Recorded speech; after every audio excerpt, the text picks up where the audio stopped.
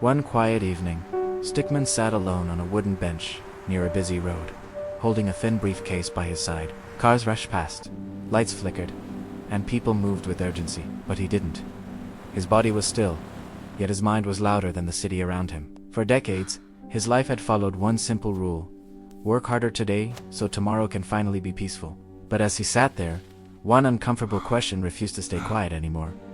How long was he supposed to keep running? When Stickman was younger, the answers always felt clear. Save more. Invest early. Never stop. Everyone around him spoke in numbers and projections, and he trusted them. He believed that if he followed the plan perfectly, freedom would eventually arrive on its own. So he sacrificed time, delayed joy, and ignored exhaustion, telling himself it was temporary. The future became his excuse for everything. Now the future was here, and it didn't feel the way he imagined.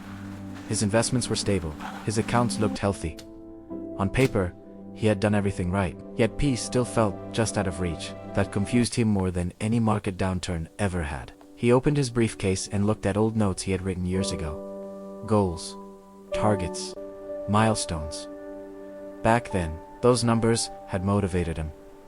Tonight, they felt strangely empty. That's when a realization slowly formed. He had spent years chasing security, but had never stopped to define what security actually meant to him. Stickman stood up and began walking slowly. Each step felt deliberate, almost symbolic. He noticed how tired his body felt, not from work, but from constantly planning for a future that kept moving further away. He wondered if continuing to invest aggressively was still about growth, or if it had quietly become a habit driven by fear. He paused and did something different. Instead of asking how much more he could earn, he asked how much he truly needed.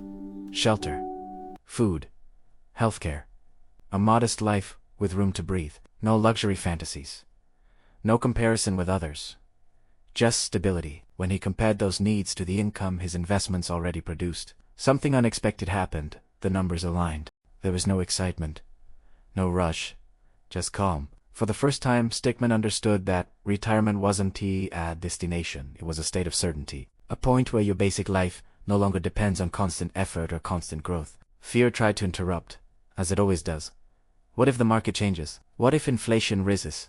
What if something goes wrong? Stickman didn't ignore the fear, but he didn't let it control him either. He realized that uncertainty never disappears, no matter how much you save. The real difference is whether you're reacting from panic or responding with choice. As the sky darkened, he returned to the bench and sat down again. The briefcase felt lighter now, even though nothing inside it had changed. His shoulders relaxed. His breathing slowed. He realized that retirement didn't mean never working again. It meant never being forced to work out of fear again. He watched people pass by, faces tense, eyes locked on invisible deadlines. He recognized himself in them. He wished he could tell them that there is an exact moment when investing more stops improving your life and starts quietly stealing it. That moment isn't loud. It doesn't come with announcements. You only notice it when you finally pause long enough to listen. Stickman stood up one last time and closed his briefcase. He hadn't quit investing completely. He hadn't abandoned responsibility. He had simply crossed a line. Most people never recognize the line where more stops being necessary. As he walked away, one thought stayed with him. Retirement isn't about age. It isn't about hitting a perfect number.